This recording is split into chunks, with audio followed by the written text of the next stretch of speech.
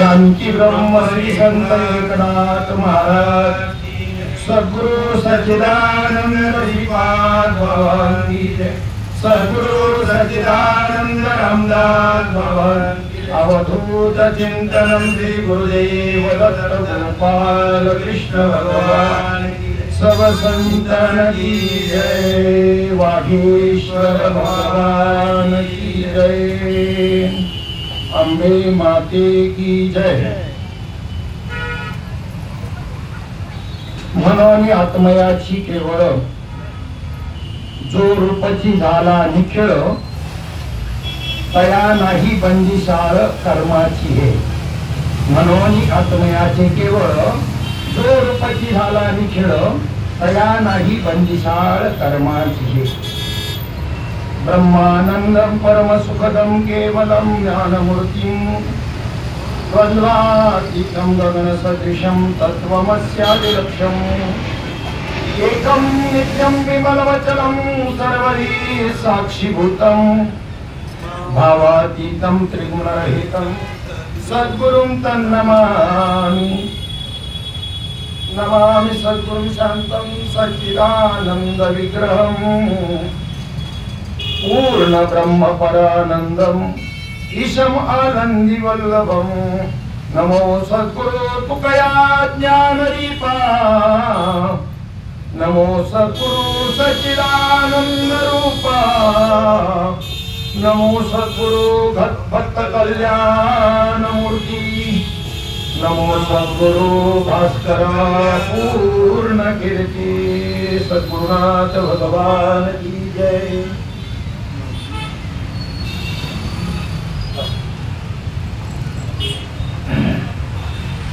मनोनी आत्मयाचे केवळ जो रूपाची झाला निखिळ तया नाही बंदिशाळ कर्माची हे।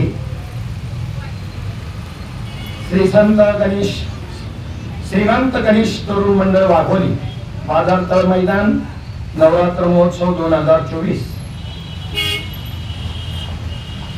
या ठिकाणी या नवरात्र महोत्सवाच्या निमित्तानं विजयादशमी दसऱ्याच्या निमित्तानं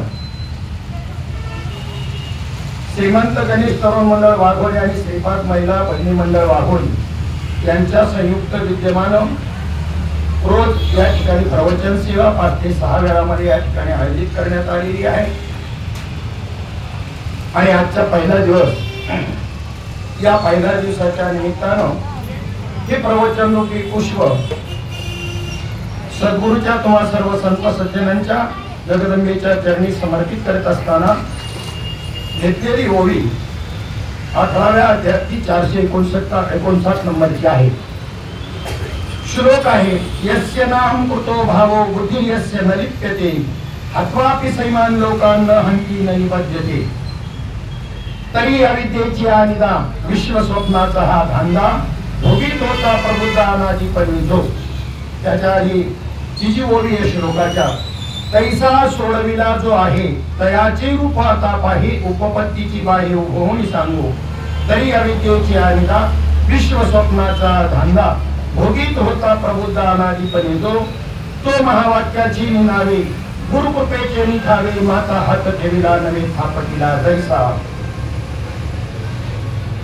या प्रत्येक ओळीचा प्रत्येक ओळीशी अनन्य संबंध आहे।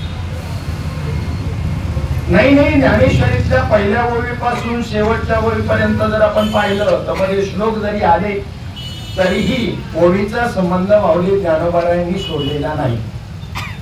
हे वैशिष्ट्य आहे माऊली ज्ञानोबारायांचं की आपण एखाद्या ठिकाणी बोलायला सुरुवात करण्याकरता कोणता विषय घ्यावा हा प्रश्न आपल्याला पडतो। त्याच्या मागचा संदर्भ घ्यायला जावा तर पहिल्या ओळीपर्यंत येण्याची शक्यता आहे, येतोच। असा अनन्य संबंध आहे। एकच विषय या ज्ञानेश्वरी मांडला 9035 ओव्या जरी असल्या 11 अध्याय असले तरी एकच विषय या ज्ञानेश्वरी मध्ये मांडलेला आहे। 11 अध्यायांचे लेख 100 श्लोक 7 देव बोलिले एक दुजे नाही। देवानी एकच विषय सांगितलेला आहे, दुसरा नाही। आपण म्हणू 18 अध्यायाची वेगवेगळी नावं असं असताना एकच विषय सांगितला म्हणजे काय तर या आध्यात्मिक ग्रंथामध्ये केवळ आत्मा समजून सांगितलं आणि आत्मा सोडून आमचं सगळं चाललेलं आहे. मग किती बरोबर पहा, झालं तर त्यांनी तपासून पहा. आत्मा सोडून आमची तीर्थयात्रा चालली, आत्मा सोडून आमचं वारी चालली, आत्मा सोडून आमचं भजन चाललं, आत्मा सोडून आमचा परमार्थ चालला. कितपत तो हिसाबामध्ये धरला जाईल परमात्म्याच्या, याचा विचार करणं अत्यंत गरजेचं आहे. आणि तो समजून घेतल्यानंतर कोणत्याही साधनांचा निषेध नाही. ज्ञानोत्तर भक्ती करण्यामध्ये तुम्हाला ही सगळी साधनं उपयुक्त ठरतील, पण ज्ञानपूर्व जर तुम्ही आत्म्याशी संबंध आत्मा समजून घेतला नाही तर फक्त सत्कर्म होईल, पुण्य होईल आणि त्या पुण्याच्या योगाने इंद्रादी ब्रह्मदेवादी पद प्राप्त कराल. पण पुण्याची पाहुटी सरे सरेची इंद्रपदाची उटी उतरे, येऊ लागती माघारे मृत्यू लोका. अरे मदची माझी मी असता जेणे मी दुरावे पंडुसुता.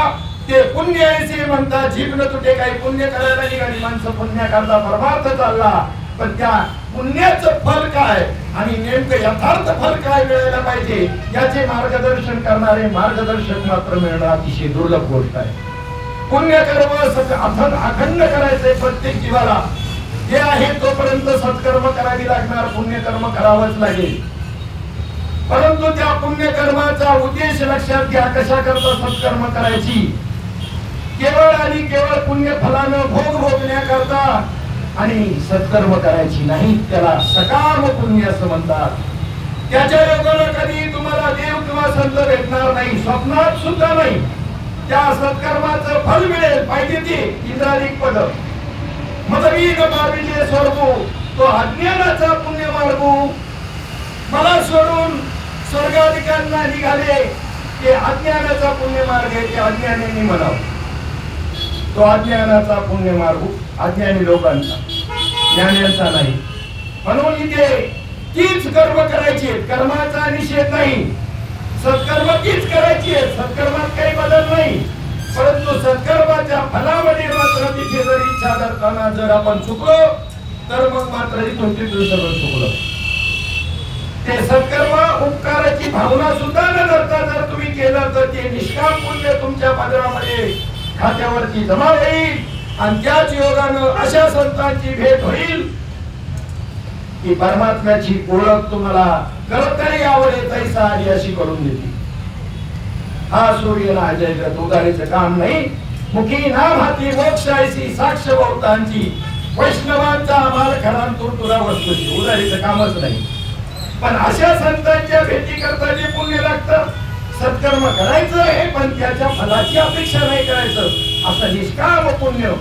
नाथ महाराज भागवतामध्ये सांगतात, निष्कामता निज दृष्टी अनंत पुण्य कोट्यानुकोटी, जरी का असेल गाठी तरीचा तुडे भेटी हरिप्रियांची. तरच अशा हरीला प्रिय असणाऱ्या संतांची भेट होईल, अन्यथा नाही. एवढं सोपी नाही संतांची भेट. एक वेळ देवाची भेट तपश्चर्याच्या योगानं होईल, पण देव भेटले तरी देव कळेलच असं नाही, भेटून सुद्धा कळेलच असं. नामदेवरायांचं उदाहरण जर आपण पाहिलं, ज्यांच्या ताटामध्ये देवानं जेवावं आणि कीर्तनामध्ये नाचावं, पण तरी सुद्धा संतांच्या सभेमध्ये कच्चं मडकं ठरलं. असं कोणतं कारण घडलं? फक्त मडकं होणं म्हणजे काय आणि कच्चं मडकं म्हणजे काय याचा विचार करायला नको? फक्त करत राहा असं आहे का? रिझल्ट पाहायला नको? आपण जे सत्कर्म करतो त्याचा रिझल्ट पाहायला नको? व्यवहार करताना परिणाम काय, लाभ तोटा हानी व्यापारामध्ये पाहतो, तसं परमार्थ करताना सुद्धा हे तपासायला सांगितलं. तुका म्हणे लाभ होय तो व्यापार करा काय फार शिकवावे. हे कांदा बटाटा मार्केटच्या व्यापाऱ्यांना नाही सांगितलं, हे साधकाला सांगितलं, हे वारकऱ्याला सांगितलं. साधना करणाऱ्याला लाभ होईल असा व्यापार कर, म्हणजे परमात्मा स्वरूपाचा लाभ, संतांच्या भेटीचा लाभ ना, तर संसारिक गोष्टींचा लाभ या दृष्टीने प्रमाण केलेलं नाही. म्हणजे आत्मपरीक्षण करणं गरजेचं आहे. संसारात कसं प्रत्येक गोष्टीचं परीक्षण करतो, जे कर्तव्य करतो, कर्म करतो, त्याचा लाभ बरोबर होतं का नाही, नाहीतर चला दुसरा बिझनेस करू म्हणतो. आणि परमार्थ करत असताना मात्र आत्मपरीक्षण करत नाही. त्याला चांगल्या पद्धतीनं तुकाराम महाराजांनी सांगितलं की तुका म्हणे लाभ होय तो व्यापारण करा काय फार या कर्माचा गुंतडा कधी सुटेल? कर्म किती गाव आहे गहनो कर्मना गती. सागरी जन्मले उमाकांत शंख. शंखाचा जन्म कुठे? समुद्रामध्ये. 14 रत्नांमध्ये एक रत्न शंख आहे, एक रत्न लक्ष्मी आहे. पण लक्ष्मीचा भाऊ झाला की नाही शंख. विष्णूचा कोण झाला? हा मेवना. एवढा मोठा वशील आहे. लक्ष्मी सारखी बहीण विष्णू सारखा मेवना आहे. पण तरी सुद्धा सागरी जन्मले उमाकांत शंख तोही मागे भीक दारोदारी. संन्याशांच्या ब्रह्मचार्याच्या हातामध्ये भीक मागेते. वशिला केवळ आहे. जनकाची दुहिता श्रीरामाची कांता आदी रूप सीता दुःख भोगी. जनकाची मुलगी. जनक सामान्य आहे का? चक्रवर्ती सम्राट आहे. प्रभू रामचंद्र अवतार आहे ईश्वराची. आणि त्याची पत्नी आदिरूप सीता दुःख भोगते. नामा म्हणे देवा कर्म बलिवंत नीडे संचित न तुझे कोणालाही संचित कर्म चुकू शकत नाही. पण एका क्रियेद्वारे गेले तर सगळ्या कर्मावरती आणि पाठ करण्याचं सामर्थ्य एका गोष्टीत आहे. तुटे भवरोग संचित क्रियमान भोग ऐसे विठोपाचे नाम उच्चारिता खंडे जन्म. कसं आहे भगवंताचं नाम? भवरोग म्हणजे जन्माला येणं आणि मरण. पुनरपि जननम पुनरपि मरणम पुनरपि जननी जठरे शयनम ये संसारे खलु दुस्तारे कृपया पारे पाहि मुरारे भज गोविंदम भज गोविंदम भज गोविंदम मूढमती. किती वेळा जन्म यावे, किती व्हावे भजित, म्हणून या जीव वेदांत शरण गेला विठूस. संचित कर्म म्हणजे अनंत जन्माचं कर्म, अनंत जन्माचं. आणि त्याच्यातलं एखाद्याच्या रूपाने जे आपल्याला भोगायला आलं त्याला प्रारब्ध कर्म म्हणतात. आणि याच्याकडून जे नवीन कर्म घडणार आहे ना वर्तमान काळात त्याला क्रियमान कर्म म्हणतात. पुणे जिल्हा मध्यवर्ती सहकारी बँकेमध्ये 1 लाख रुपये तुमची ठेव आहे. ते 1 लाख रुपये म्हणजे संचित कर्म आहे. त्याच्यातले 40,000 व्यापाराकरता काढले ते तुमचं प्रारब्ध कर्म आहे. आणि त्यात 10,000 रुपये नफा झाला हे क्रियमान कर्म आहे. पुन्हा चाललं बँकेमध्ये डिपॉझिटला. म्हणजे क्रियमान कर्म संचित वाढवत आहे. पहिला बंदोबस्त कोणत्या कर्माचा करावा लागेल? तुम्हाला क्रियमानाचा करावा लागेल. क्रियमान कर्माचा बंदोबस्त म्हणजे प्रत्येक क्रियमान कर्म हे भगवत अर्पण बुद्धीने करायचं, भगवंताला अर्पण करायचं. असं म्हणलेले नाही होणार बरं का नुसतं. कृष्णार्पण वस्तू ब्रह्म अर्पण वस्तू म्हणल्याने होणार नाही. त्याची क्रिया आणि रीत आहे. क्रिया आणि रीत काय आहे? सहज कर्मे ती झाली ब्रह्मार्पण जननो हे अवघा जनार्दन ऐसे बोलता निवती साधू जनन एका जनार्दनी बांधले पूर्ण ध्यान हो. प्रत्येक कर्म सहजपणे करायचं, विशेषत्वानं नाही. सहज एखादा कर्म सहज करतो आपण. बोलण्याची एखाद्याला सहज सवय असली 2-4 वाक्यानंतर एखादी शिवी द्यायची, तो काही जाणून घेत नसतो. त्याच्या मनात ती नाही शिवी द्यावी तुम्हाला, पण त्याला ते वळणच पडलं त्याचं असं. ते 2-4 वाक्यानंतर ते सहजच शिवी बोलून जाणार. त्याचा उद्देश नाही. याला कसं वळण पडलं? हे सहज, हे कसं सहज झालं? आता हे सहज झालं का? नाही नाही नाही. आणि मग आता हे जे सहज आहे हे सहज सुद्धा सह्यासारखं सहज आहे. पडिले वळणे इंद्रिया सकळ भावतो निराळा नाही तुझा, असं वळण पडून पडून पडून पडून सहजतेवर आलं. तुम्ही एखादं काम रोज आणि सतत करत असाल तर सहज करता, सहज. आणि असं सहज कर्म जेव्हा होईल ते भगवत अर्पण होतं. विशेष किंवा अंकार धरून केलेलं कर्म भगवत अर्पण होत नाही. सहज कर्म म्हणजे या ठिकाणी जर तुम्ही त्या ठिकाणी क्रियमान कर्म जे असं आहे, झाली संध्या संध्या माझा गेला आत्मा राम हृदयी. ज्याला असं झालं, आत्मसाक्षात्कार ज्याला झाला, त्याचं सहज कर्म घडतं. त्याच्याकडून घडणारी सगळी कर्म कशी घडतात? सहज घडतात. आणि सहज घडल्यामुळे क्रियमान कर्म तर राहत नाही.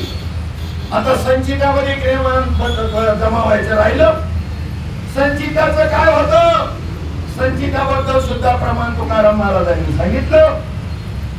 एखाद्या कृषी मंत्र्याने 3 लाखापर्यंतची कर्ज जर माफ करायचे ठरवलं तर केली जातात की नाही? तो त्याचा स्वतंत्र अधिकार आहे, व्हेटो पॉवर आहे त्याला. तसा देवाला बदल्यानंतर आणि त्या ठिकाणी तुमचं संचित कर्म बाद करण्याचा अधिकार देवाला आहे. आवडे ते करसी देवा, कोण करी तुझा देवा, त्याला प्रश्न विचारायचा नाही. का केलं त्याचा अधिकार आहे, तो त्याला तो अधिकार दिलेला आहे. म्हणजे या ठिकाणी तुमचं संचित कर्म भगवंताच्या कृपेने बाद होतो. संचित सांडवले काही होते जे जवळी, संचित सांडवले मित होत पुत माया तुटली हे लाडावळी, निष्काम झालो देवा होते माझे कपाळी, तुका म्हणे आता माझा तुझी सर्वस्वे बळी. संचित कर्म बाद झालं, क्रियमान भगवदार्पण झालं, संचित बाद झालं. राहिलं कोणतं? प्रारब्ध कर्म राहिलं. नाही त्याचा मी नाही थांबत जरा थोडस. याच्या आधी दुसरं प्रमाण घेऊ प्रारब्धाचं.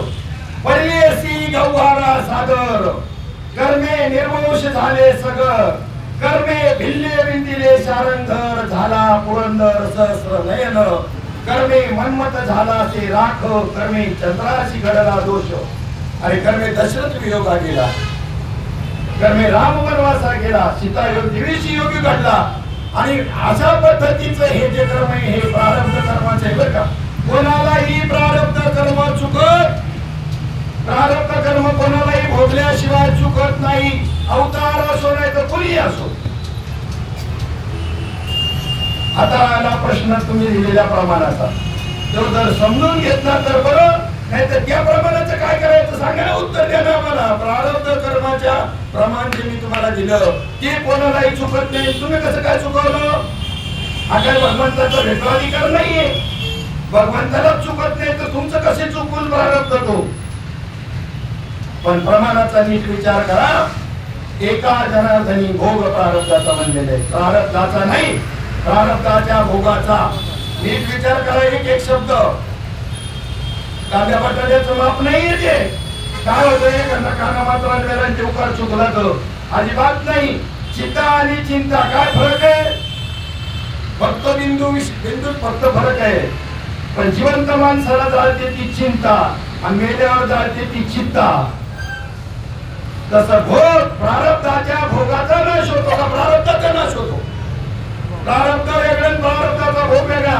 प्रारब्धाचा भोग म्हणजे ते कर्म जर तुम्हाला अनुकूल भोग मिळाला तर तुम्हाला सुख होतं आणि प्रतिकूल मना विरुद्ध जर आलं त्या कर्माचा भोग तर तुम्हाला दुःख होतं. याचा नाश होतो का प्रारब्धाचा नाश होतो का?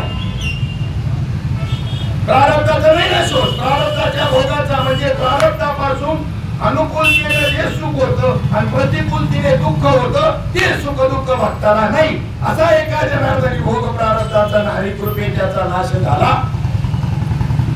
प्रारब्धाचा नाही नाश होत, प्रारब्धाचा नाश होतो. तर किती प्रमाण आहे ती दिलेली, यांचं काय करायचं हे लक्षात घ्या. प्रारब्ध आणि प्रारब्धाचा भोग दोन स्वतंत्र गोष्टी आहेत. तसं तर या निर्णयाप्रमाणे जर पाहिलं तर मगाशी सांगितलं तुटे भवरोग संचित क्रियमान भोग. संचित सांगितलं अनंत जन्माचं कर्म, क्रियमान इथे होणार नवीन कर्म, आणि प्रारब्ध संचितातून एखाद्याच्या रूपाने आलेलं. त्याला भोग शब्द वापरला त्यांनी. या तिन्हींचाही नाश करण्याचं सामर्थ्य भगवंताच्या नामामध्ये आहे. भगवंताच्या नामाने सगळ्या कर्माच्या फलाचा नाश होतो. परंतु या ठिकाणी पहिल्यांदा नाश होतो याच्याबद्दल विश्लेषण सांगतो. कसं? तुम्हाला सद्गुरूच्या कृपेने बोध मिळाल्यानंतर प्रेतरूप झाला शरीराचा भाव या अवस्था अनुभवायला आली. एक मिनिटाच्या होतो, एक मिनिटाकरता का होईना तुमचं प्रारब्ध कर्म थांबवलं संतांच्या कृपेनं, भगवंताच्या नामानं. एक मिनिटाकरता का होईना, जेवढ्या वेळ त्यावेळेला तुमचं कर्म थांबलं ना.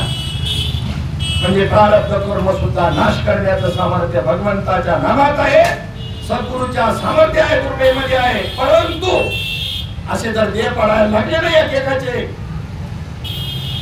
तर माग परंपरा कशी काय आली तुमच्यापर्यंत? आली असती का? जरा विचार करा बोलत असताना. पण तुमच्यापर्यंत परंपरा कशी आली?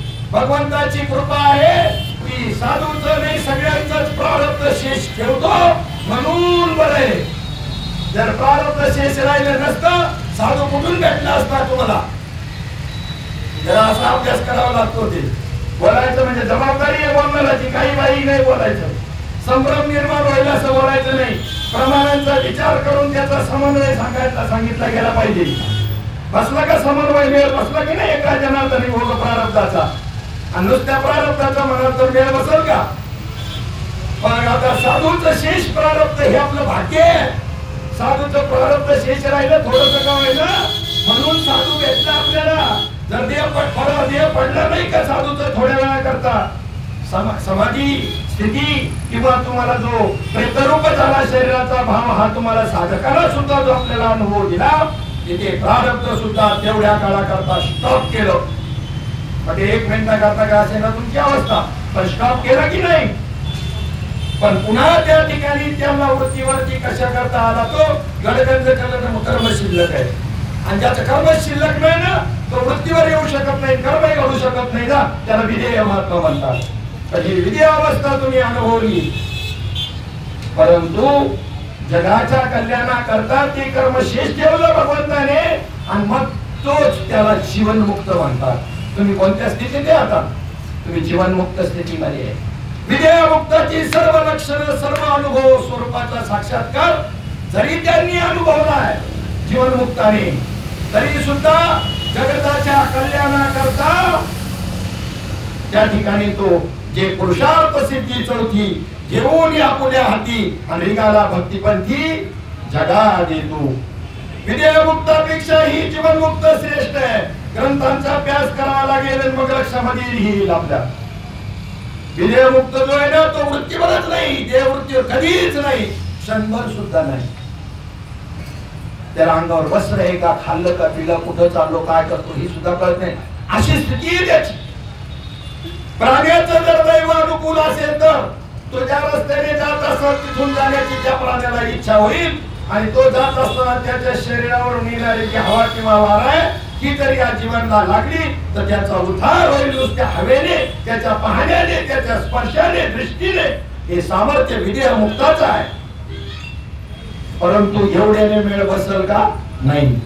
आणि म्हणून त्याच्यापेक्षा जीवनमुक्त श्रेष्ठ आहे. त्याच्याही पेक्षा जास्त कार्य करतो जीवनमुक्त. जीवनमुक्ताचा अनुभव एवढाच सुद्धा विधेय मुक्तापेक्षा कमी नाही, हे पहिलं ध्यानात ठेवा. एवढाचाही कमी नाही, तेवढाच आहे. परंतु तरी सुद्धा आपला अनुभव बाजूला ठेवून, त्या स्थितीत आनंदमय स्थितीला बाजूला ठेवून तुमच्या आपल्या कळवळ्यास्तव जीवांच्या साधू या ठिकाणी अवतीर्ण होतात आणि कार्य करतात. त्यांना तर आत्म्याचं पूर्णपणे स्वरूपच ते झालेले आहेत. त्यामुळं ही कर्माची बंदिशाळा त्यांना नाही. म्हणून या आत्मयाचे केवळ जो रूपाची झाला निखिळ तया नाही बंदिशाळ कर्माची हे. मग फक्त त्यांनाच का? फक्त त्यांनाच का? नाही नाही नाही नाही. त्यांना अनुसरणारे जे कोणी जीव मात्र असतील त्यांनी जो मार्ग अवलंबला त्या मार्गाने जाणारा प्रत्येक जीव मात्र त्या आत्मस्वरूपाशी ऐक्य करून कर्माची बंदिशाळ चुकवू शकतो. ही या ओळीचा मतितार आहे. म्हणून आत्मयाचे केवळ जो रूपाची झाला निखिळ. आत्म्याला रूप आहे का? तुम्हाला जसं रूप आकार आहे तसं आत्म्याला रूप आकार आहे. देवा नाही रूप, देवा नाही नाव, देवा नाही गाव कोठे काही. आत्म्याला रूप नाहीये, निर्गुण निराकार स्वरूपातला आत्मा. मग असं का म्हणलं की म्हणून या आत्मयाचे केवळ जो रूपाची झाला निखिळ करण्याकरता शब्द प्रयोग वापरावा लागला. जो आत्मरूप झाला, आत्मस्वरूपाला प्राप्त झाला तो असा त्याचा अर्थ आहे. मग आत्मस्वरूपाला प्राप्त झाला नाही, आत्मा हेच तुमचं मूळचं स्वरूप आहे. प्राप्त होणं हेही बोलणं योग्य नाही. पहिलं मूळ. पण तुम्हाला आपल्याला मध्ये भ्रम तयार झाला, तो भ्रम तयार झाला, तो भ्रम इथे घालवायचा आहे. हा विचारून अहंकार जे आहे सगळ्या गोष्टीचं मूळ, कर्माचं सुद्धा सगळ्या गोष्टीचं मूळ काय असेल? मी जे आहे हे जे वृत्तीमध्ये निर्माण झालं ते इथे घालवायचे. मी देह नसून आत्मा आहे, आणि आत्मा माझा, मी आत्मा असून मी आत्मा, तो आत्मा ब्रह्मरूप आहे. असा बोध संतांच्या कृपेने झाल्यानंतर त्याला नाही कर्माची बंदिशाळ नाही. आता त्याला कर्माची बंदिशाळ नाही.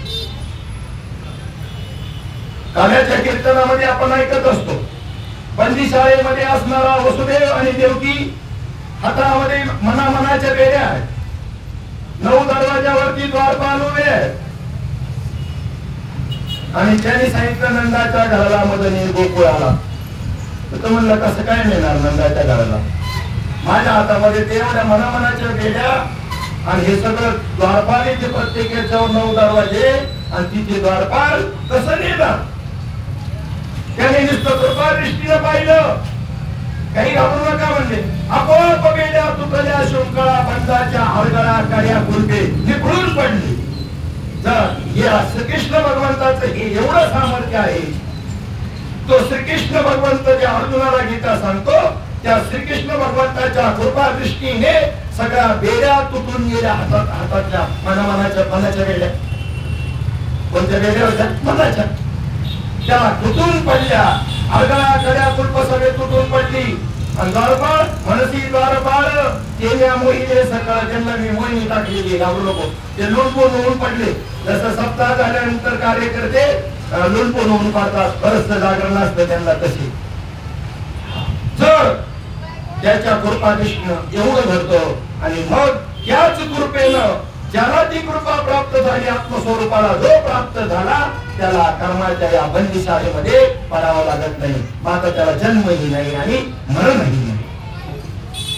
जन्म मरणाच्या परंपरेमधून तो सुटला आणि जन्म मरण चुकवण्याकरता परमार्थ करायचा आहे. जे जे काही करायचे ते जन्म मरण चुकवण्याकरता. मात्र ज्या उपायाने ते तिथे गेले, आत्मस्वरूपाला प्राप्त झाले, ते कसे प्राप्त झाले तर या श्लोकाच्या पहिल्या ओळीमध्ये सांगितलं. तरी आली त्याची अनिदा विश्व स्वप्नाचा हा धांगा भोगीत होता प्रबुद्धानाधिपती. तो अनादि कालापासून त्या ठिकाणी हे विश्वरूपी जे स्वप्न अविद्येच्या निमित्तानं त्याला पडलं. आता स्वप्नाचा विचार नीट समजून घ्या. एक प्रक्रिया तुमच्या समोर मांडली. स्वप्नाची आपल्याला ज्या वेळेला स्वप्न पडतं, हे स्वप्नात जागृतीचे पदार्थ येतात का? कधी विचारच नाही केला आपण स्वप्नाचा. स्वप्न खरं का खोटं? होत. काही म्हणतात पहाट पडलेलं खरं. काय प्रवादन, काय कल्पना सोडतील, पुढ्या सोडतील माणसं सांगतात यायचे नाही. आधीच अजून गडबडलेले कल्पनेने आपण त्याच्यात अशा पुढ्या सोडतात. पहाट पडलेलं खरं, शाबास पट्ट्या, पहाट पडलेलं खरं. तुलाच संतांच्या ऐवजी तुलाच भाजायला पाहिजे. ज्ञानदेव म्हणे पाहता पाहिले, स्वप्नीचे चेले कंसात लिहिलं नाही पहाट पडलेलं. त्यांनी लिहिलं असतं आणि मानलं असतं. तुझं मत कोण विचारतो तुझ्या मताला? परमार्थ आपल्या मताने करावा का संतांच्या मताने करावा? संतांचे संगती मनोमार्ग गती नाकडावा श्रीपती. पहाट पडलेले घर नाही, काय नाही, स्वप्न इथून तिथून खोटच आहे. खोटही नाही म्हणायचं, मिथ्या म्हणायचं. त्याला शब्दशास्त्राने मिथ्या ठरवलं. खोटं म्हणलं तरी चुकतंय. एकाच्या स्वप्नामध्ये वाघ आला आणि ओरडून जागा झाला, पाय लागला इकडे तिकडे. म्हणलं कंपाऊंड मध्ये बिबट्या आला का? आता त्याच्या स्वप्नात आला होता. बाहेर पाय लागला, सगळ्यांनी शोध घेतला, कुठेही बिबट्या दिसला नाही. स्वप्नात आला होता तो, काय बाहेर जागृतीचा होता का? परिणाम धोत्राचा पितांबर झाला. आता वाघ नाहीये म्हणजे खोटं म्हणू आपण स्वप्न, आणि धोत्राचा पितांबर झाला. हा अनुभव तर खरा नाही, हे तो परिणाम तर खरा दिसतोय ना. म्हणून खोटं शब्द नाही वापरायचं शास्त्राने. आपण काही वापरतो, आपल्याला काय बोलायचं म्हणून बोलतो आपण. मिथ्या शब्द वापरला शास्त्राने. काय शब्द वापरला? मिथ्या. मिथ्या म्हणजे खोटाही नाही आणि खराही नाही, अनिर्वचनीय. एखाद्याला विचारलं अमुक गोष्टीबद्दल तुमचं काय मत आहे अध्यक्ष, अध्यक्ष म्हणणार नो कॉमेंट. म्हणजे जर वादात्मक विषय असेल तर नाही, मला त्याच्याबद्दल काय बोलायचं नाही, नो कॉमेंट. तसा अनिर्वचनीय शब्दाचा अर्थ नो कॉमेंट्स. खरं बी नाही, खोटं बी नाही, त्याला अनिर्वचनीय किंवा मिथ्या असं म्हणतात. स्वप्नामध्ये तुम्हाला आनंद शर्मामधला संपूर्णपणे त्या ठिकाणी काल्याचं कीर्तन कसं स्वप्नात आलं. जागृतीचे पदार्थ स्वप्नात नाही आले. कसं झोपलेल्या माणसाला स्वप्नावर पडलं, त्याला तहान लागली आणि उशाला हांडा भरून ठेवला, जमत का? कोणी उठला हांड्यातलं पाणी प्यायला जागृतीतल्या? नाही नाही नाही नाही. स्वप्नामध्ये येणारा एकही पदार्थ जागृतीतला नसतो आणि वापरता येत नाही. आणि स्वप्नातला जागृतीत वापरता येतो का? एकाला स्वप्न पडलं 5 कोटीची लॉटरी लागल्याचं, पीएच जैन वाल्याकडे गेला, त्या म्हणला लय कडकी आहे म्हणला. तो म्हणला स्वप्नातल्या पीएच जैन वाल्याला भेटा, मी जागृती मधला आहे. म्हणजे स्वप्नातलं जागृतीत चालत, जागृतीतलं स्वप्नात चालत नाही. दोन्ही त्या सत्तेमध्ये ते चालतं, व्यवहार तो चालतो. मग हे सगळं कोण झालं कळलं तुम्हाला? हे सगळं गाण्याचं कीर्तन, माईक, गायक, वादक, मृदुंगमणी, सगळे मंडळी, हे सगळं त्या आनंदाश्रमातलं जे स्वप्नात आलं होतं ना आनंदाश्रम, हे कोण झालं याचा कधी विचार केला? जागृतीतले पदार्थ स्वप्नात नाही, स्वप्नातले जागृतीत नाही. कोण झालं? तुमचा आत्माच झाला हे सगळं.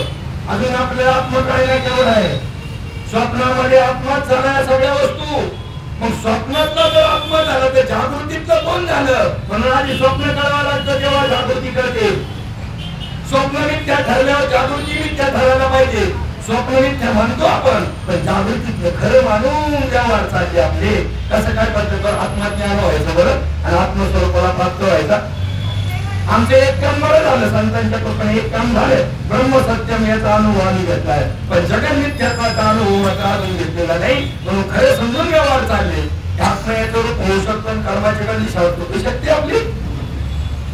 डॉमिनेट करत नाही, तुम्हाला मागं नाही आणत नाही. प्रोत्साहन देण्याचं काम करावं प्रवचन कीर्तनामधून, पण उगाच आश्वासने देऊ नये पुढाऱ्यांसाठी. वास्तवान मांडावं. इथे बोलताना काय मांडावं? वास्तव मांडावं. कावडत भूलभुलैया निर्माण करायचं का तुम्हाला? झाले तुम्ही बघा आता, तुमचं काय नाही राहील. अरे बापरे, अख्खं पडलंय गडगंजन, तुमचं काय नाही राहिलं. अख्खं गडगंज पडलंय आणि तुमचं नाही आता काय राहिलं. बापरे, ज्याचं असं झालं असं त्याचं काही नाही राहिलं बरं का. त्याला वेदही शिकू शकत नाही. कोणाचं ते सांगतो, आपलं ज्याचं त्याने पाहून घ्यायचं. मी कशाला पाहू? माझंच गडगंज पडलंय तर तुमचं मी कशाला पाहू? माझं बांधकाम चाललंय आणि तुमच्या घराजवळ मग कशाला जाऊ? ज्याला श्री गुरुने दिलेला बोध कानावर पडल्याबरोबर ती स्थिती प्राप्त झाली, त्याला शास्त्र वेद सुद्धा शिकू शकत नाही. तुम्हाला तसं झालं असेल तर वा वा वा, काळ गेला असेल तर नाही बरं का. शास्त्र नीट पहा वाक्य, काना वचनाची भेटी सरिसाची पैकिरीटी वस्तू होऊन ठिकवणे बोलतो. असं ज्याचं झालं असेल ना, म्हणजे त्यांनी कानावर फक्त नुसतं सांगितलं, कानावर पडलं. श्रीपाद बाबांनी सांगितलं, केरोबाबांच्या मुखातून फक्त ते उद्गार कानावर पडल्याबरोबर माझी पहिली स्थिती झाली. आणि त्यानंतर क्षणभर सुद्धा आयुष्यात कधी चिंतनाला बसलो नाही, गरजच नाही. तसं जो कोणी असेल त्याचं असं झालं असेल. आपल्याला जर काळ लागला असेल, साधना करून जर ती स्थिती प्राप्त झाला असेल तर मग कर्म शिल्लक आहे. आपण मात्र वेदाच्या नीतीनं वेद मार्गाप्रमाणेच चालावं लागेल. पण त्याचं असं झालं त्याला मात्र नाही. म्हणून या आत्मयाचे केवळ जो रूप झाला निखळ तयार नाही बनली शाळे कर्माची. आणि ज्या मार्गाने गेले ते सांगताना सांगितलं, तरी अविद्येची आलेला विश्व स्वप्नाचा धांडा भोगीत होता प्रबुद्ध अनादिपणे. तो अनादिकालापासून अविद्येमध्ये रत असणारा हा जीव. आणि मूळ कोण होता? अरे कल्पना अविद्या तिने झाला जीव, नाही तर ब्रह्म होता. आपण सगळे ब्रह्म होतो. आणि मायोपाधी शिव बोलली की अविद्या उपाधी ब्रह्माला लागली, जीव झाला. अरे माया उपाधी ब्रह्माला लागली, ईश्वर झाला. आणि उपाधीचा जर निष्कार उपाधी बाजूला केली तर ब्रह्मच आहे. कल्पना अभिमान हरी झाला. कल्पना आणि अभिमान हरी झाला, मग काय राहिलं? हरीच झाल्यावर. आणि म्हणून त्याला उपाय सांगितला. ज्या मार्गाने ही अविद्या केली, ज्या मार्गाने केली, ज्या प्रमाणात साधनेला गेलं, तो ती ओळी पुढच्या ओळी आली. तो महावाक्याचे नावे गुरुकृपेचे ठावे माता हात घेविला नव्हे आपतीला जायचा. कशाने? महावाक्याच्या योगानं. अन्य कोणत्याही उपायाने अविद्या जाणार नाही. अनेक ग्रंथ पहा, पंचदशी पहा, विचार सागर पहा, अजूनही ग्रंथ काय पाहिजे ते पहा. अविद्या जाण्याकरता केवळ आणि केवळ एकच मार्ग महावाक्याचा उपदेश. अन्य कोणतीही साधना तुमची अविद्या घालवू शकणार नाही. कोणतीही साधना, कोणतीच नाही. ती ज्ञानोत्तर आहेत. मग तुम्ही जे करता ती ज्ञानोत्तर उपयोगी पडतील तुम्हाला. कोणत्या साधनाचा निषेध नाही, परंतु वृत्तीवरच आवरण जाण्याकरता, आवरण दूर जाण्याकरता केवळ आणि केवळ महावाक्यच. गावाला जरी म्हणत असतील तर त्यांचं ते मत असेल, पण त्यांच्या ग्रंथातून शास्त्रातून बोलत असताना त्यांनी त्यांच्या विद्वानांनी महात्म्यांनी हेच स्पष्टपणे त्या ठिकाणी लिहून ठेवलेलं आहे. पहा विचार सागर, मग कळेल तुम्हाला. पहा पंचदशी म्हणजे कळेल तुम्हाला. पहा ज्ञानेश्वरी म्हणजे कळेल तुम्हाला. शास्त्राला विचारून पहा, संतांना विचारून पहा, आणि ते महावाक्याशिवाय नाही करणार. ऋग्वेद, यजुर्वेद, सामवेद, अथर्ववेद, चार वेद, चार वेदांची चार महावाक्य. आता क्रम नाही मला माहिती, पण अब्रह्मास्मी, प्रज्ञानम ब्रह्म, अयमात्मा ब्रह्म, तत्त्वमसी महावाक्य. या चार पैकी एका वाक्याचा बोध श्री गुरुनं शिष्याला केला पाहिजे, तेव्हा त्या ठिकाणी त्याची अविद्या जाईल, अन्यथा नाही जाणार. आता चार वाक्य सांगितली, ऐकली, आणि उद्यापासून आम्ही तीच म्हणू. काय गुरु करायची गरज आहे? यांनी ते सांगितलं म्हणजे ती म्हणून जमणार नाही. तो वाच्यार्थ आहे, त्याचा लक्षार्थ श्री गुरुकडे दिलेला आहे. त्याचं जे नाम त्याला म्हणतात ते महावाक्याचं, त्या सर्वांचा मी ब्रह्म आहे असा अर्थ होतो चारी वाक्यांचा. ती म्हणत बसले तरी होणार नाही, अविद्या जाणार नाही असा अर्थ असणारा श्री गुरुकडं अनुग्रहाचं जे नाम आहे ते लक्षार्थाने त्या स्वरूपाचं आहे. याचं चिंतन केल्यानंतर या ठिकाणी अविद्या तुमची जाईल. तो महावाक्याचे निघाले, गुरुकृपेचे निखाळे, माता हात ठेविला नव्हे थापतीला जायचा. असं ज्याचं झालं मनोनी आत्मया त्यांनी आत्मस्वरूप होईल. मग मनोनी आत्मयाचे केवळ जो रूप झाला निखळा, या नाही बंदिशा कर्माची, त्याला आता बंदिशा कर्माची बंदिशा नाही. तैसा विश्व शोभनेशी माया, निध सांडवणे धनंजया, सहजेची चेहरा अद्वयानंदपणे जो. म्हणजे हे जे काही विश्व आपल्याला दिसतं, जग आपल्याला दिसतं, हे कशामुळे दिसतं? हे मायेमुळे दिसतं. आणि जर झोपेमध्ये आपल्याला स्वप्न पडतं, तसं आपण जोपर्यंत हे जग दिसतंय ना आपल्याला, तोपर्यंत आपण स्वप्नामध्येच होतो, जागृत झालेलो नाही. जागृत अवस्था, स्वप्नावस्था, सुषुप्ती अवस्था, तुर्या आणि उन्मनी अशा अवस्था आहे. जागृत अवस्था म्हणजे तुम्ही आपण आता जे व्यवहार चाललेत नाही, व्यावहारिक सत्ता, ही जागृत अवस्था आपण म्हणतो. नाही नाही नाही, त्याला जागृती नाही म्हणत, त्याला जागृती नाही म्हणत. खरा स्वस्वरूपाच्या ठिकाणी, आत्मस्वरूपाच्या ठिकाणी जो जागृत झाला त्याला जागृत अवस्था. उठा जागे वारे आता हे झोपलेल्यांना नाही म्हणलं, व्यवहारामध्ये आहे, पण परमात्मा तो झोपलेले आहेत त्यांना उठा जागे वारे म्हणलेले. आमचा काकडा झोपलेल्यांचा जागा करायला असे झोपलेले नाही. या निशा सर्व भूतानां संयमी जागृतीकेत, यस्यां जागृती भूतानि सा निशा पश्यतो मुने. याचा बरोबर जर अर्थ केला तर रात्रीच्या वेळेला जागे असतात आणि दिवसा जे झोपतात असा अर्थ होईल. रात्रीच्या वेळेला घोटळे जागी असतात, वटवागळे जागी असतात, काजवे बी जागे असतात. म्हणजे काय संत मानतो होतील का? नाही, ही रात्रीची उपमा दिली विषयाला.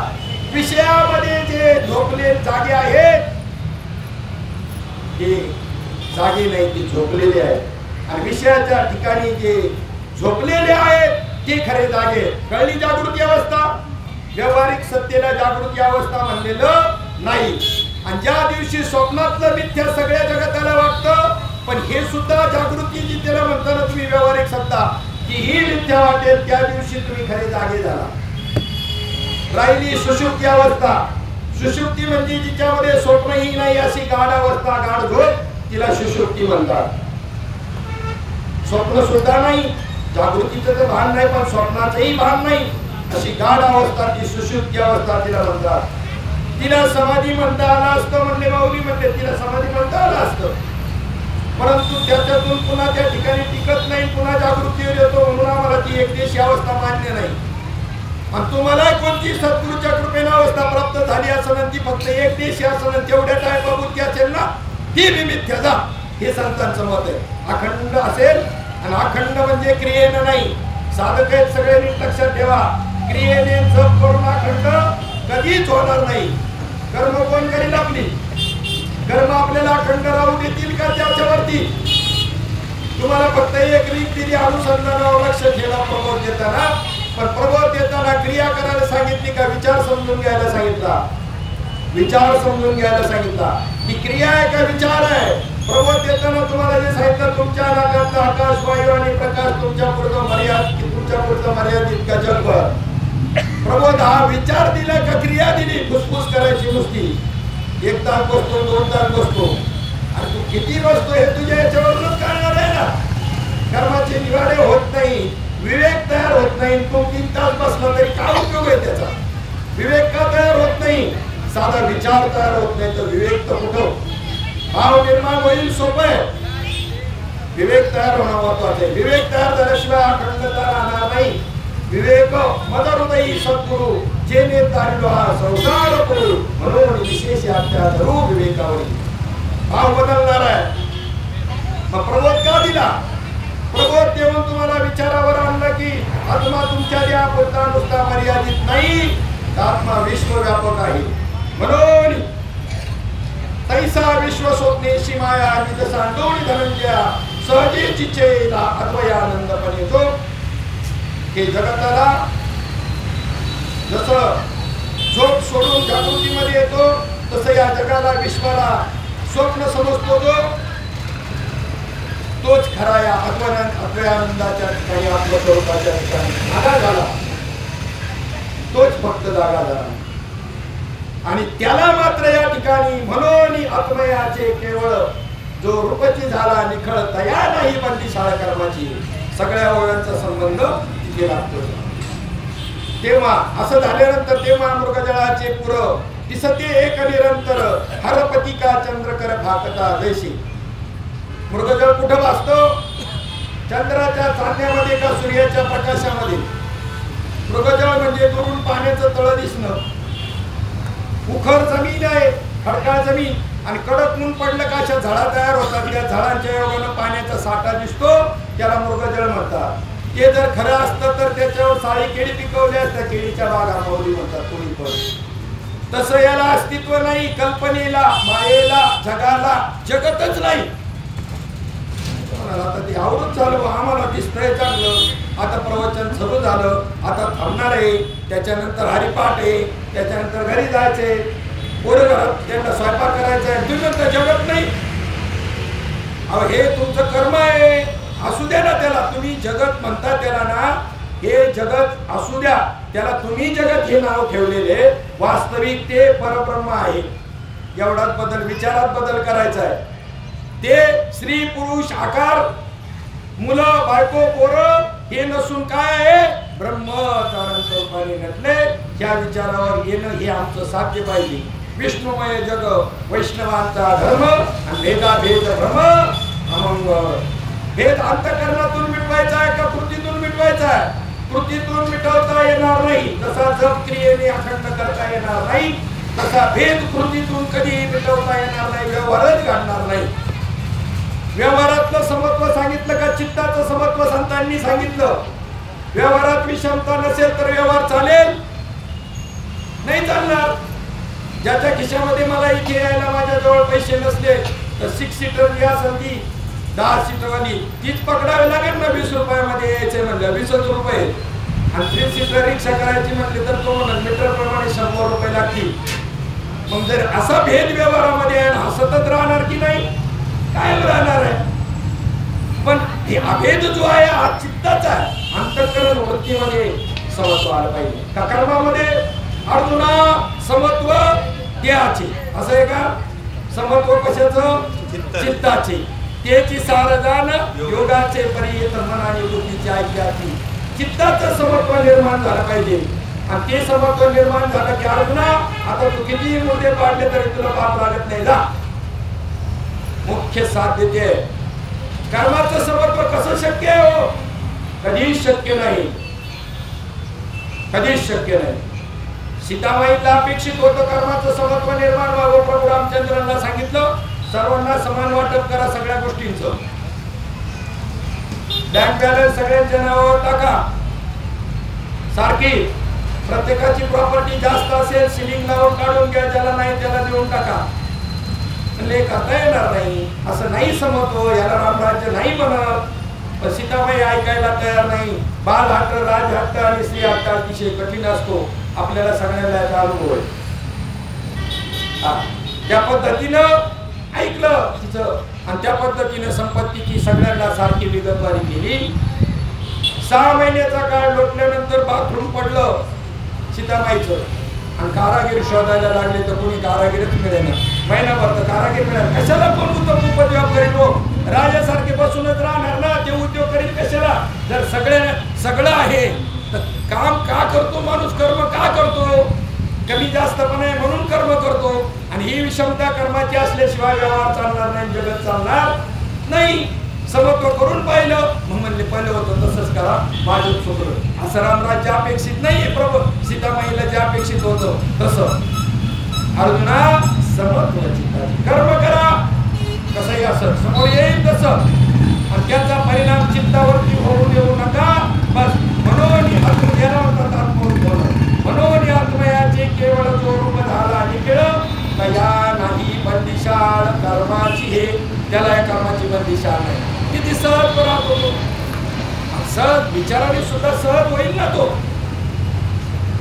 आपले ते तरी आपलं आहे का, तो दुसऱ्याचं आपलं म्हणतो काय? आपलं जे आपल्यापासून कधीही कल्पांचीही जन्मजन्मांतरी आपल्यापासून दूर नाही, तेच फक्त आपलं आहे. आणि तो केवळ आत्माच आहे, अन्य काही नाही.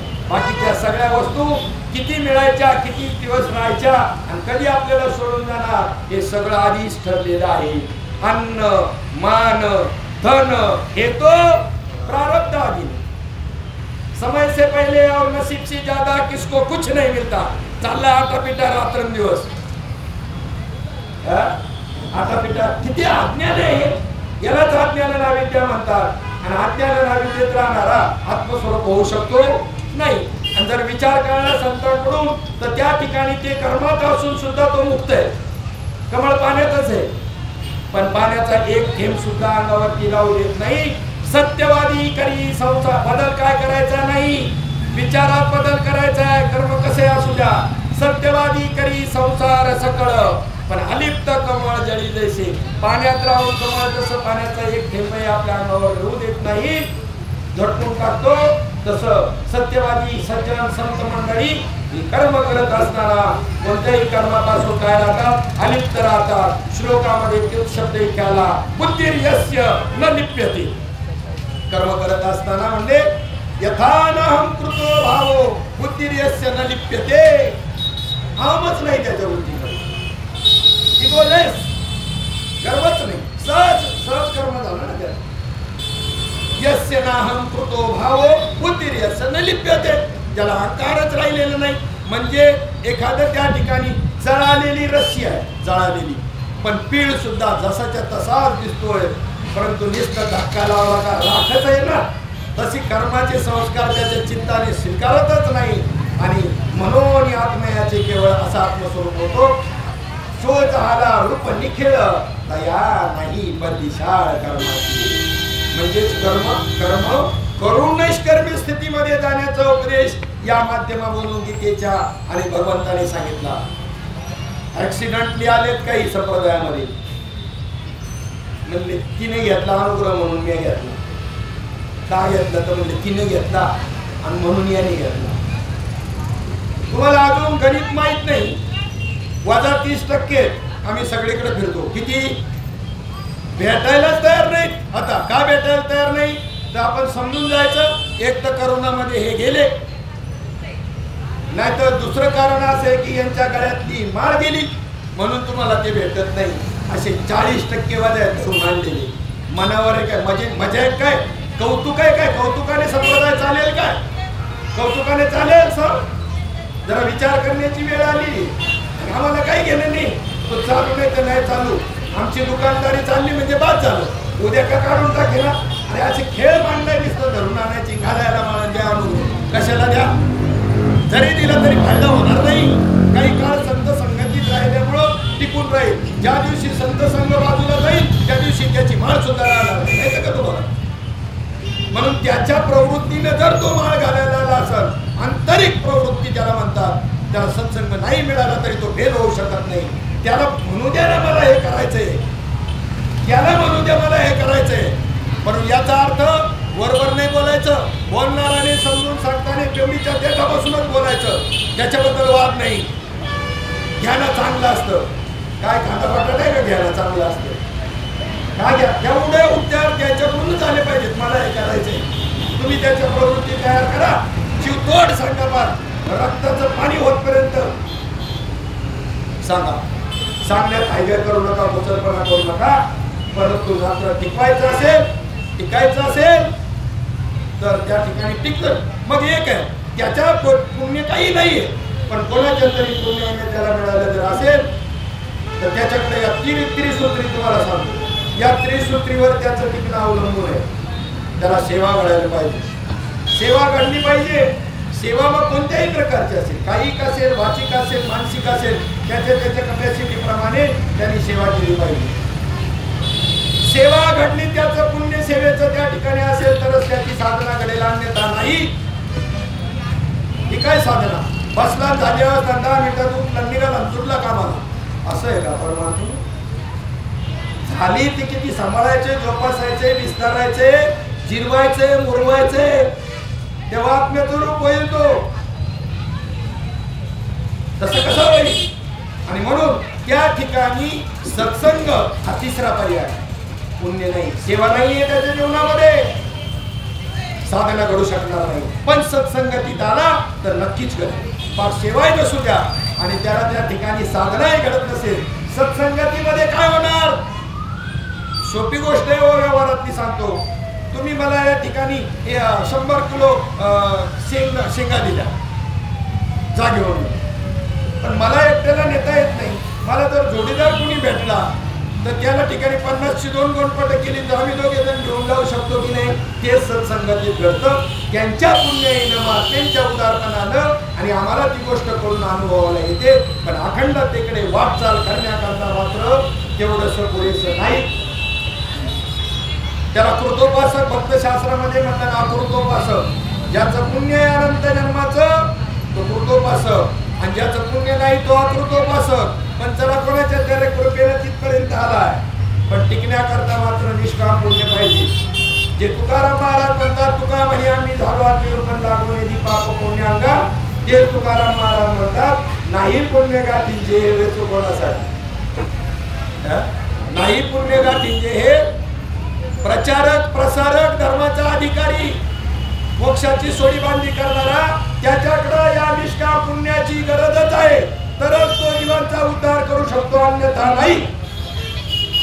तिला अधिकारण बनावली 50 म्हणलं, झाल्यात माझ्या 10-12 झाल्यात आयुष्यात. कशामुळं? पुण्यच नाही तुझ्या पोटी. त्या जीवाचा असू नाही तर नसो, पण अधिकाऱ्याचं पुण्य असायला पाहिजे, निष्काम पुण्य. हो, त्याच्याशिवाय नाही आहे ती गोष्ट. नाही पुण्य गाठी जे हे असा निवाडा झाला पाहिजे बुद्धीमध्ये, आणि त्या पद्धतीने झालं पाहिजे.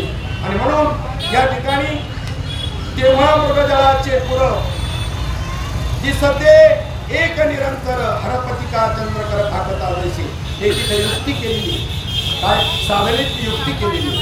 मृगजळ कशाच्या अधिष्ठानावर भासतं? मृगजळाला अधिष्ठान कोण आहे? कशाच्या? सूर्यप्रकाश. सूर्याचा प्रकाश नसेल तर चंद्राच्या प्रकाशात मृगजळ भासतं का? काय होईल की त्या ठिकाणी तेव्हा मृगजळाचे पुरं दिसते एक निरंतर हरपतिका चंद्रकर भासता दिसे. सूर्याचं याच्यामध्ये ते दिसतील, पण चंद्र जर झाला तर दिसणारच नाही. म्हणजे रशीवरती अंधारही नाही आणि उजेडही नाही अशा अर्धवट स्थितीमध्ये साप भासला. साप आहे का? भासलाय, भासला. पण सर्पाचं पहिलं जिवंत सर्पाचं ज्ञान तुम्हाला असल्याशिवाय रशीवर साप भासेल का? म्हणजे तुम्हाला त्या अज्ञानाला अधिष्ठान काय आहे? ज्ञानच आहे. अज्ञानाला नाही भासायचं. अज्ञानाला कसं कळेल ते?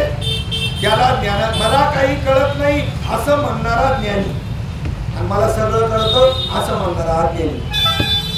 येत जाणीव करी तोच नेणे, अखिलेपण मिरवी तेच होणे. मी झालो ऐसे म्हणे तो काहीच नाही, काहीच नाही. आणि असा जो नम्र झाला बुटा तिने कोण दिले, काही पिरियड पुरता नाही, अखंड जेथे जातो तेथे तुम्हाला सांगणार विचाराने. आणि म्हणून त्याला अज्ञानाला अधिष्ठान, मृगजळाला अधिष्ठान काय आहे? सूर्य आहे. पण जर त्या ठिकाणी ते अधिष्ठानच काढून घेतलं तर, म्हणून तुमचा तो डॉलरच कोसळून पडतो ना सगळा. तुमचं वृत्तीला ज्या वेळेला तुम्ही प्रेतरूप शरीराचा भाव वृत्तीला जर झाला, वृत्तीची जर अवस्था झाली, कर्माचा ऑटोमॅटिक डॉलर कोसळून पडतो. म्हणून ही अवस्था तुम्हाला दिली, प्रेतरूप झाला शरीराचा भाव. का दिली?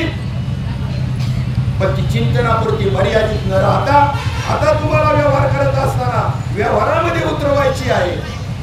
म्हणजे ही सत्यत्व मिथ्यात्व, म्हणजे याचं मिथ्यात्व समजून घ्यावं लागेल. का बाळकपणी कोणी जाय ते बागुला नाही त्राय, पै झाली इंधन न होय रंधन इंधन देवी.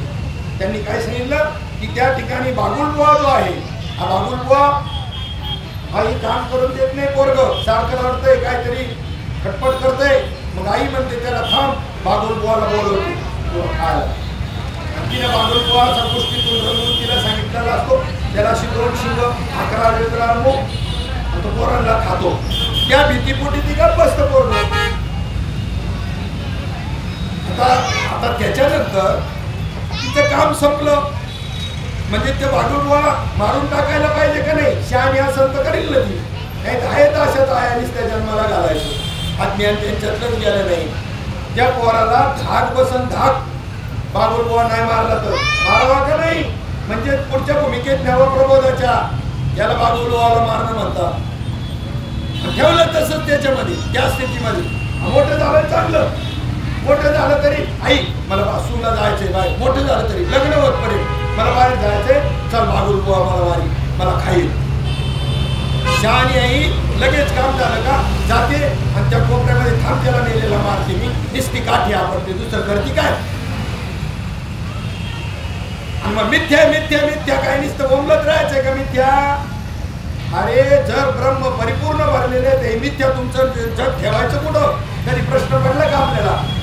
भगवंत ओतप्रोत भरलेला आहे.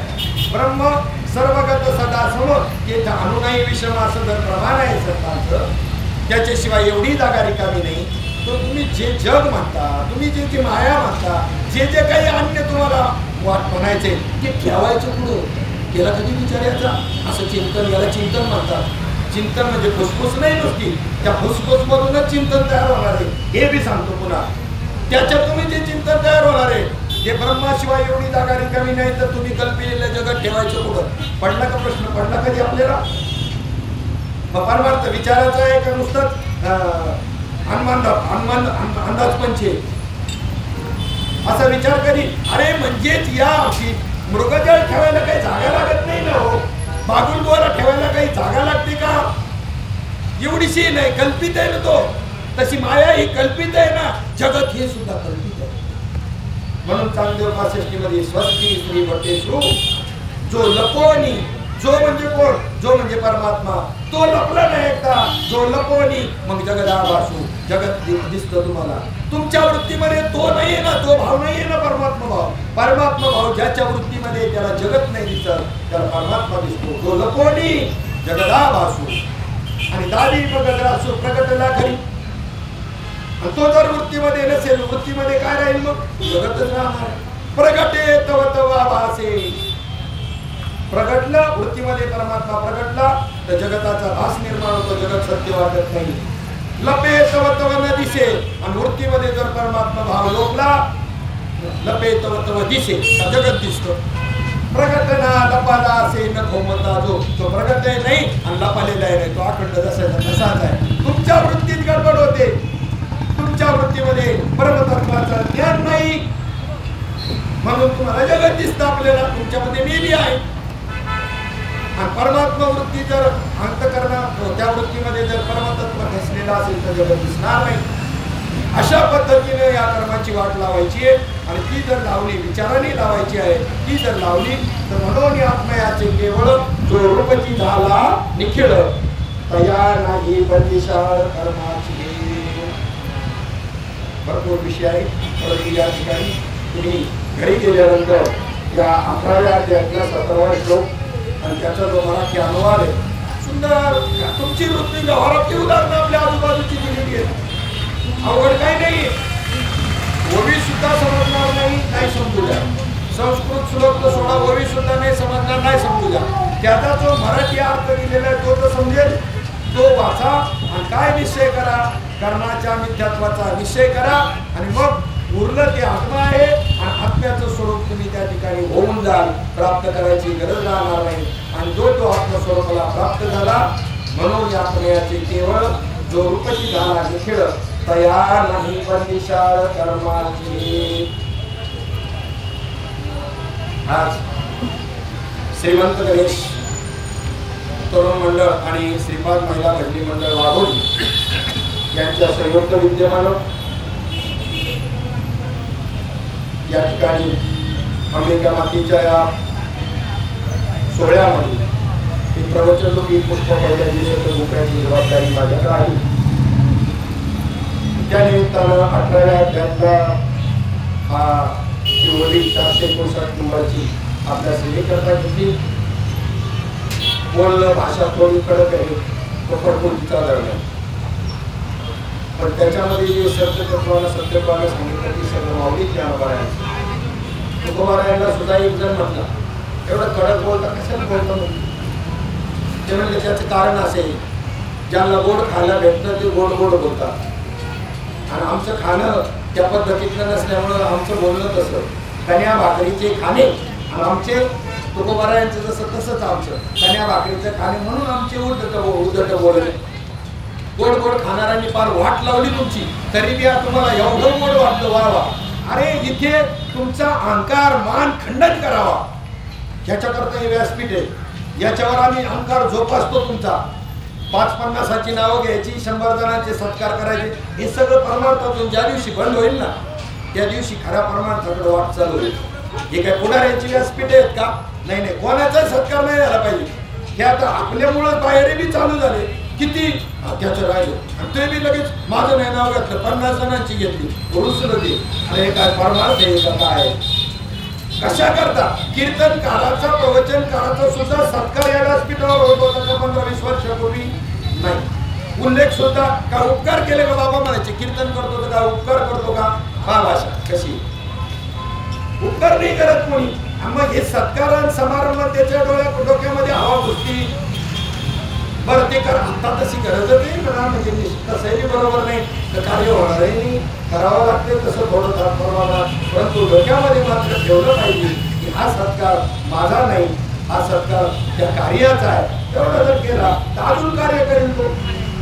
ते या ठिकाणी बोलता बोलता काही चुकला असेल तुम्ही संत म्हणूया. या व्यासपीठाचं कोणी काही कळत नाही, त्याच्या योगाने कसं ते बोलणं येतं आणि सांगितलं गेलेल्या गोष्टीचा विचार आपण सर्वांनी बसलेल्या केलेला आहे. चुकून एका दुसरा जर देवळकरण फॉर्मवर कोणी आला असेल तर त्याच्याकरता हे सांगणे, त्यांनी या गोष्टीचा संतांना शरण जाऊन जो महावाक्य आहे त्याचा उपदेश घेतल्यानंतर वेगवेगळं करण्याची वृत्ती त्याच्यात तयार होईल. विवेक तुमच्यात नाही असं नाही, तुम्ही सगळं वेगवेगळं करता प्रपंचामध्ये, तसं हे सुद्धा सार नित्य अनित्य शाश्वत असं हे तुमच्या बुद्धीमध्ये प्रबोधाच्या चिंतनाने हा निवाडा होत जाईल. हा त्याचा परिणाम आहे आणि मग आत्मस्वरूपाशी तुम्ही अभिन्न राहून सगळे व्यवहार करू शकता. झालेली सेवा पंढरीश परमात्मा माऊली ज्ञानोबा, जगद्गुरु संत तुकाराम महाराज, शांती ब्रह्म एकनाथ महाराज, भक्तीचे स्पेशालिस्ट नामदेवराज, सद्गुरुनिष्ठ निळोबाराय असं वारकरी संप्रदायाचे हे पंचायत माझे सद्गुरू, तुमची माझे सद्गुरू सच्चिदानंद श्रीपाद बाबा रामदास बाबा अंबिका मातेच्या चरणी आणि तुला सर्व संत सज्जनांच्या चरणी समर्पित करून सेवेला पूर्ण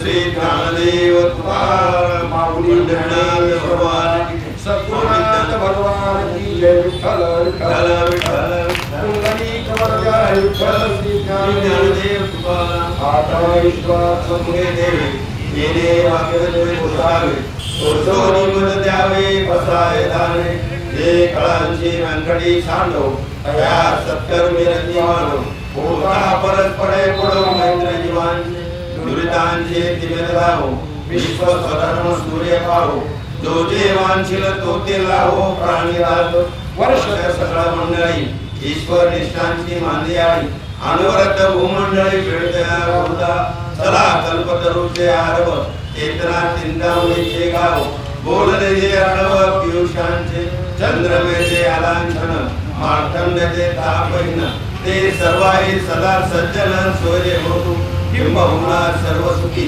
पूर्ण होई त्रिलोकी बचितो आदि पुरुषी अखंडित आणि ग्रंथोपजी विशेष लोकी द्रष्टा दृश्य विजय होआवी एक मने त्रिविश्वेश्वराओ आ होईल दान पसाओ येणे वरी ज्ञान देव सुजाता येणे वरी ज्ञान देव सुजाता येणे वरी ज्ञान देव सुजाता हरि ओम शांती शांती शांती सदा सर्वदा योग तुझा घडावा तुझे कारण देह माझा पडावा उपेक्षू नको गुण